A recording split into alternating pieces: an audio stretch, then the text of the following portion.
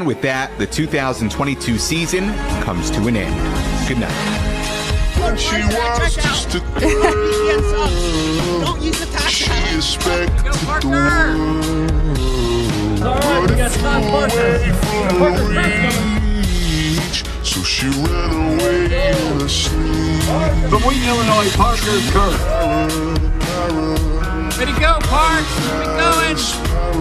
You're about 30 seconds in front of you. Not even that.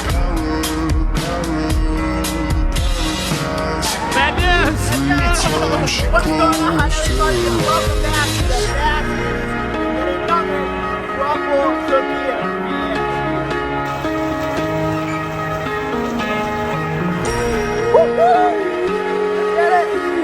Fifth place, 10th from first. Fifth place, 10th from first. Keep it up, Parker. Yo, yo, yo, yo, yo. Let's go, Parker. Chase those idiots down. but it flew away Let's go, from Park. her reach. Almost there. Bring it home. Life goes on, it gets so heavy. The wheel breaks the butterfly. Every tear a waterfall. In the night, the stormy night, she closed her eyes. In the night, the stormy night. Hope you guys enjoyed that little bit of a different intro to today's video. Not your usual training montage, but instead more of a highlight reel of my races and events and achievements this past year. And I had a lot of fun making that video, especially going back, looking at all the footage, the pictures from those past races. Not only did I have a fun time making that, but I also almost learned something, you know. I'd be lying if I said the last few races that I've competed in, I haven't had the results I've been looking for, especially, you know, Ironman Arizona, half Ironman World Championships. I haven't been doing that great, and I have been a little frustrated, a little disappointed. But then, you know, going back and looking at those races, especially from the beginning of the year, the BPN Go One More Marathon, then half Ironman Galveston, the Ironman World Championships, I remembered how I felt during those races. I just felt so strong, almost like a different athlete that I'm feeling like now. And that's kind of why I made, that wasn't why, but that was one of the main drivers in the decision I made to quit Garmin and go full-time coaching and training. If you guys missed out on last week's video where I do a deep dive into why I decided to leave Garmin, you should go definitely check that out. I'll have it linked in the description box below, right next to the subscribe button, which you should definitely hit if you want to follow along for next year's triathlon journey. And man, I am excited. We'll get into all of next year's plans, but first I just wanted to do a little race recap, or not necessarily race recap, but a year recap. You know, go through some of the races I competed in this year and kind of my thoughts, how I did, what I think went well, what not so well. And so I guess we should start with the first race of the year, which actually wasn't a triathlon. It was, as I mentioned, the BPN Go One More Marathon. And the reason why I signed up for the BPN Go One More Marathon is honestly because I got in and I really wanted to beat Nick Bear. So I think I actually signed up for that race I think it was the day after Ironman Waco. I remember I set an alarm. I had my dad on the other computer because if you guys didn't know, it was a lottery system. Or not a lottery system, but it's pretty much like first come, first serve. And they only had, I think, 200 spots. And I knew I was going to sell out quickly. So I had my dad on one computer, myself on the other computer. And we both, I think it was like 10 a.m. We're hitting the button as soon as 10 a.m. dropped. And luckily, I did get an entry. So I texted my coach, Natasha, who also actually trained Nick Bear. And I asked her, Coach, do you think I can do a marathon at the beginning of the year? She said, why not? And then she asked me, do you have a goal? And I thought, how about 2:45? That sounds like an achievable goal, not easy by any means, because that would have been my first all-out marathon or straight marathon, I guess, unless you count the Pikes Peak Marathon, which I wouldn't necessarily say I ran that. It's more like I completed it. I think it took me 6 hours. For those of you that are unaware of the Pikes Peak Marathon, you run 13 miles up the Pikes Peak Mountain, which is a 14,000 foot mountain in Colorado. So you run 13 miles up and 13 miles down. I think it took me like 5 or 6 hours. Minutes 39 seconds. Parker-kerth, number 536 from Wheaton, Illinois. He's actually 20 years old, Parker-kerth. And I want to remind everybody the award.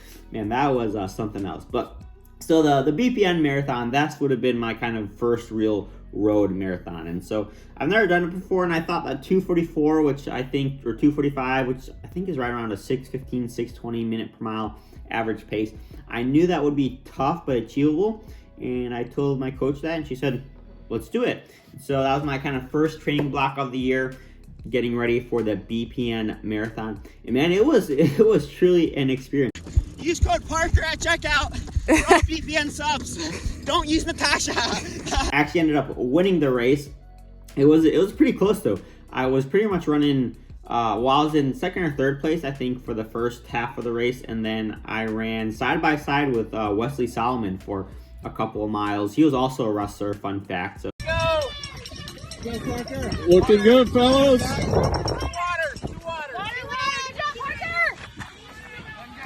that was fun. We shared a few words and talked about wrestling a little bit, but I ended up being able to win the race. And I think my time was 2:44 or something. So literally right under that 2:45 hour mark. And yeah, it was a great race. Happy with my result there. Got a little medal, although I still am a little salty that they never made a video about that. They said they would make a video, but yeah, here we are almost a year later and still no BPN Go One More marathon. But after that marathon, it kind of got into triathlon mode, so we started training for my first Ironman, or it was a half Ironman, which was 70.3 Galveston. Another great training block leading up to that race. And I had a good time there. It was a team race, so we had the whole NVDM team, or not the whole team there. We have, I think, close to 200 athletes. But not the whole team, but we had a good amount of athletes there. We had support from Bicycle World Waco. It was a great time. And boy, it was another hard race. I'll tell you that one. The swim, I think I actually had a pretty decent swim. For me, I think I swam like 33, 34 minutes. The bike, man, that is one windy bike course. The only course that's actually semi-comparable that I've raced, and I'll get to this later, would be Ironman Arizona, because it's literally just an out and back. So you bike out, how many, like 20, 27, 28 miles, and then you turn around and you bike back. So I think you make like 2 turns the entire race. And at first, I didn't really think we were having a tailwind on the way. I was like, oh, there's like no wind. The ride back should be easy. Yeah, I turned around, we had a strong tailwind going out, that's for sure. Man, that headwind, it was something else. It sucked. But thankfully, we got the bike, and as usual, I think I was, I don't know, 5 or 10 minutes down. Not 10 minutes, probably, I think 5 or 6 minutes down from the leader at that point. And he was running pretty fast. I think he was running 6:37. Way to go, Parks. You're about 2 minutes, 30 seconds behind. And I started making up some time on him. And then I think Natasha, one of my coaches, said, Parker, you got to go now if you want to catch him. And boy, I've never dug so deep for a race. Well, besides the Ironman World Champs, which we will get to next. But I ended up catching the leader with about a mile or two left. I had my fastest run off the bike ever. I think I averaged 5:52 minute per mile pace for the half Ironman. So I ended up taking the win there. I think my overall time was 4 hours and 10 minutes. All right, we got Parker-kerth coming through, and Todd Sutter. Parker-kerth from Wheaton, Illinois, and Todd Sutter from Evans, Colorado. Great race, guys. Parker-kerth, 23 years old, our youngest finisher so far today. And so with that result, man, I was expecting to go sub 4 later in the year, which sadly did not happen. But after that race, we had a few easy days, an easy week or so, and then right back into it, focusing a bit more on Ironman specific work, but not necessarily, because we went into 70.3 Galveston kind of knowing that was kind of a test race. Yeah, it wasn't the main focus. The main focus was going to be the 2021 Ironman World Championships, which was in 2022 in St. George, Utah. And yeah, that's a race I'm never going to forget, I'll tell you that much. So I actually went to bed the night before the race throwing up. I went to bed at 9 o'clock thinking I'm not going to be racing tomorrow. I could not sleep. I was puking. I was the worst I've ever felt before a race, but I ended up falling asleep. I woke up, I don't know, 3:30 a.m. and I actually felt pretty decent. I think I puked everything out, and so I thought, let's give this a shot. Let's see what happens. So the swim, I think it was a pretty cold swim, as pretty much all the races were, except for Galveston. I think that was actually kind of warm. But swim went, as well as it could have for me. I think I was 15 minutes back off the leader coming out of the swim. The bike, I actually didn't think I had too good of a bike day. I think I only averaged like 210 watts and my goal was closer to like 230. So I was quite a bit low on power, but I had pretty decent speed. And I think it's just because of how hilly of a bike course St. George was. Yeah, it's hard to have a higher average power, I think, at least. I'm not too sure. But I actually ended up doing pretty well. I think I had either the fastest or second fastest time on the day with the bike. So I was happy about that. And then the run started, and that's where the things started to get interesting.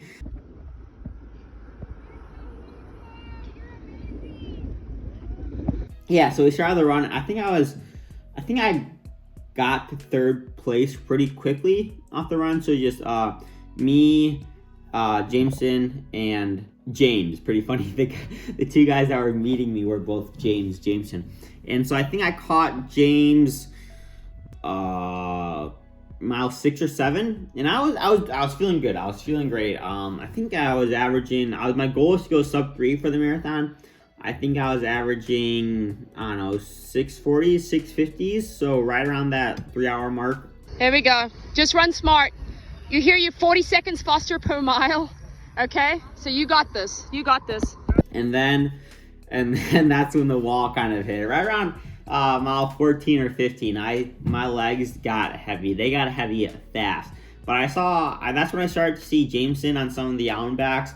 So I thought, we just got to catch him. And if I catch him, then he's just going to break. Because that's exactly what happened at Galveston. When I caught the guy that was leading the race, he broke right away. He was running a decent clip up until then. But once he saw me pass him, he just dropped back and almost started walking. So I pretty much thought the same thing was going to happen. I was going to catch Jameson, keep my pace, and he was just going to die and fall back. And then I would be able to get the win. But yeah, I guess I didn't really know who Jameson was, because that's the exact opposite of what actually happened. So I ended up catching Jameson, I think mile 18.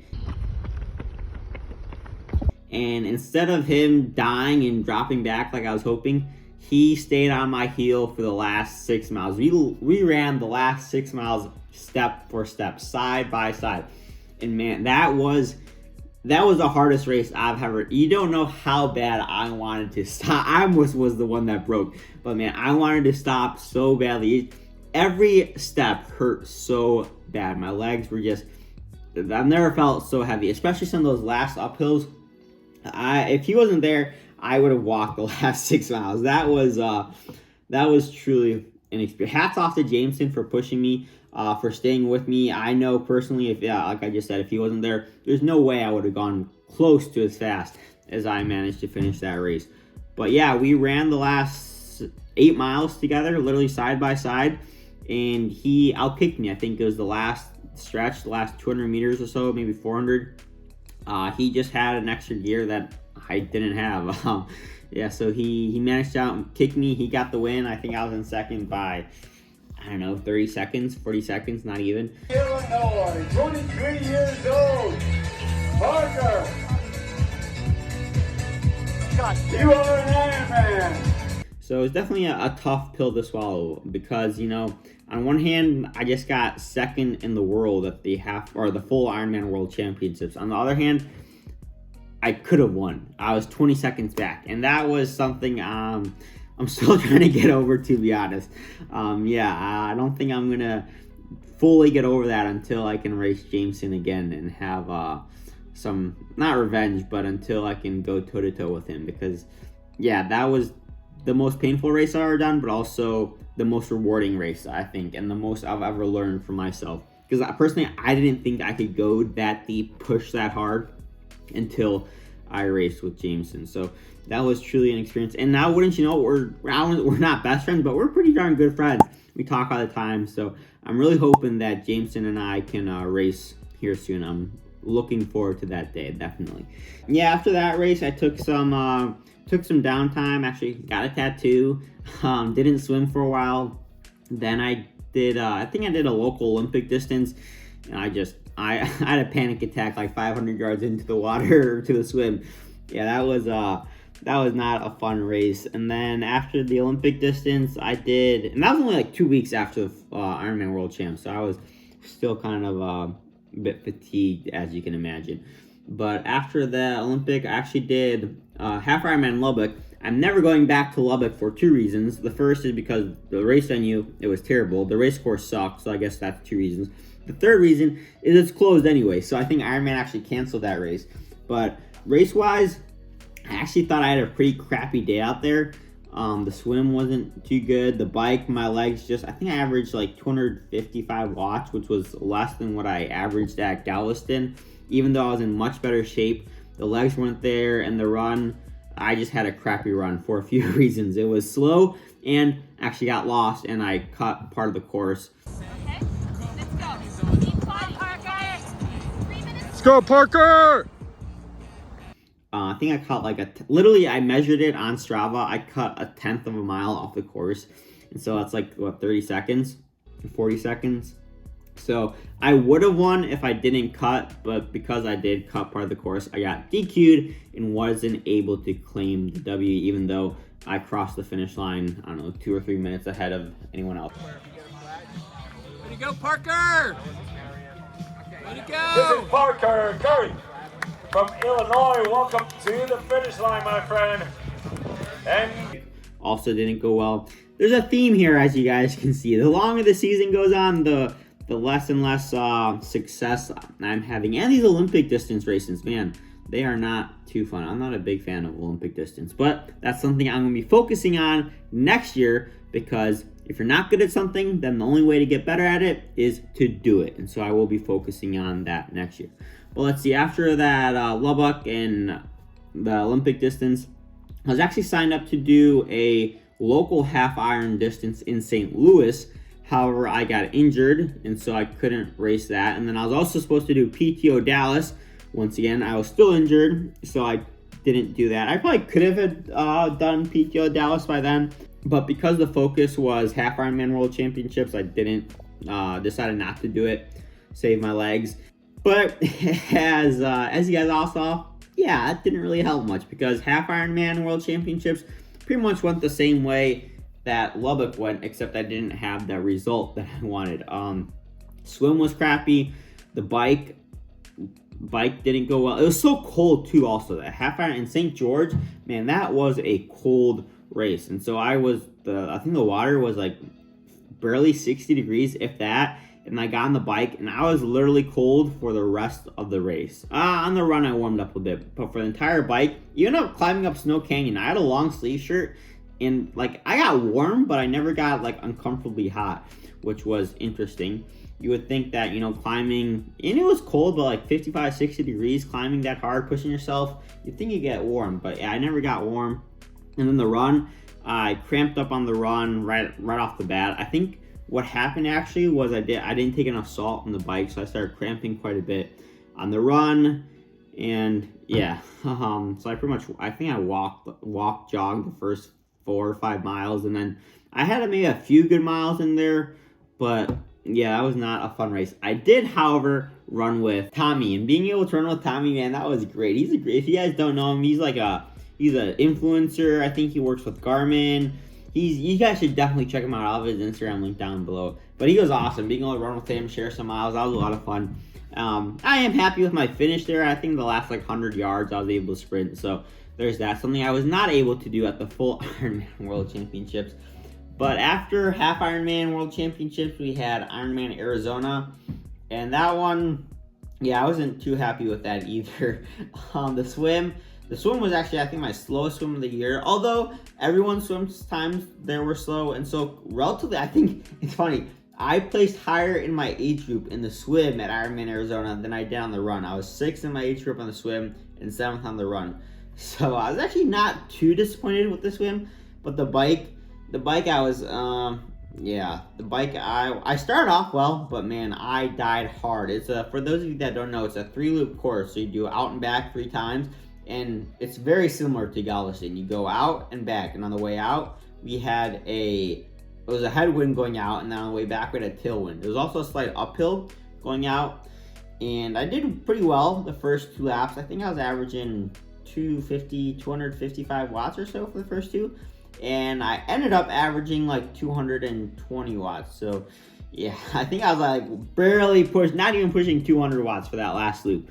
So that was a tough bike. And then the run, this is what I'm probably most disappointed about, is because in the past, the run is something I've always been able to count on. My legs have always shown up for the run, and I've always been able to hunt people down. And I came off the bike, I mean, like 7 or 8 minutes down. You're 8 minutes from first and second. 8 minutes, Parks. 8. Don't have a split yet. And so I thought to myself, a marathon left with only 7 minutes down, this is like a gimme. I should easily be able to win this.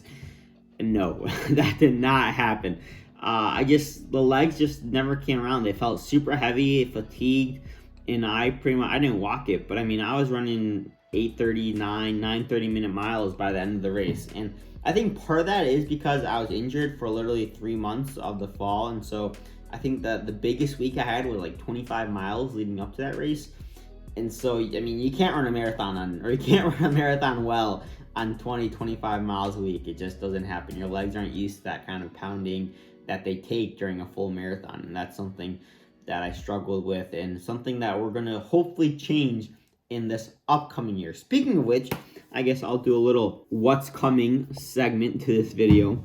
So far, I am only registered for Half Ironman Texas, and actually I'm not even registered for Half Ironman Texas. I should probably do that. So the only race I'm registered for is the Ironman Texas, which is April 22nd, but I do believe I will be racing Galveston once again, kind of as a lead up to the full Ironman in Texas. And then I also plan on doing 70.3 Switzerland, because for those of you that don't know, I have family in Europe and the Czech Republic, and now since I'm not going to be working full-time at Garmin, I can travel a bit more, and I also want to race kind of abroad in Europe, and so I plan to race Half Ironman Switzerland and then visit family while I'm there as well. So I'm definitely very excited for those 3 races, and I'll also be doing some NVDM team camps, which you guys should definitely go to. I'll have a link to their website with all the information linked in the description box below.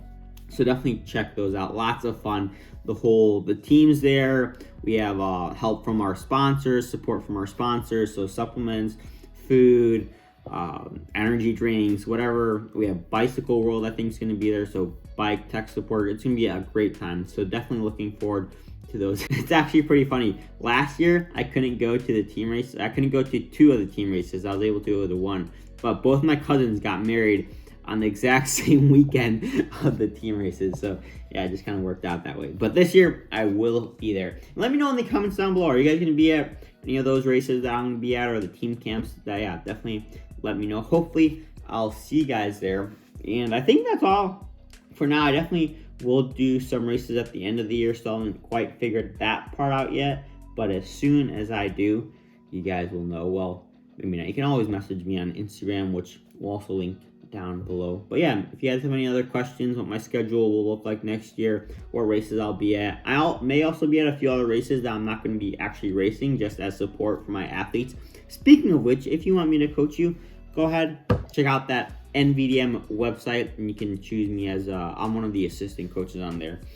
But yeah, that's pretty much all for this video. Hope you guys enjoyed that, and I'd love to hear any of your guys' thoughts, comments, maybe what I could have done different, what I could have done better. I know I could have slept more. Training 30 hours a week and sleeping 5 to 6 hours a night is not, well, as we just saw, it doesn't work. And so I'm hoping that with me not working full time, that's the thing I'm actually going to be focusing on most, is sleeping more. So I'm definitely going to be hoping to get in 8 to 9 hours of sleep a night and see what that does. Maybe even a nap here and there. We'll see. But I'll see you guys in the next one.